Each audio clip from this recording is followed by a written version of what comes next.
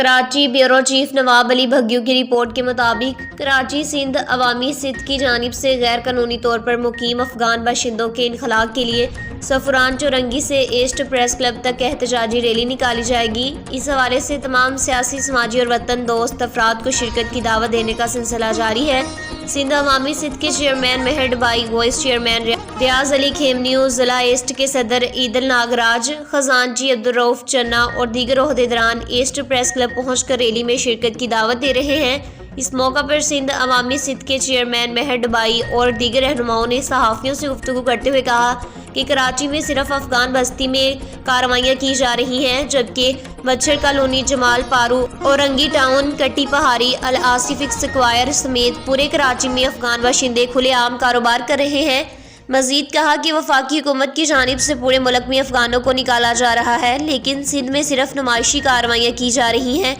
सिंध अवामी सिद्ध के रहनुमाओं ने मजीद कहा कि कल सफरान चौरंगी से ईस्ट प्रेस क्लब तक अफगानों के इनखला के लिए रैली निकाली जाएगी और तमाम सियासी, समाजी और वतन दोस्त अफराद को शिरकत की दावत दी जाती है।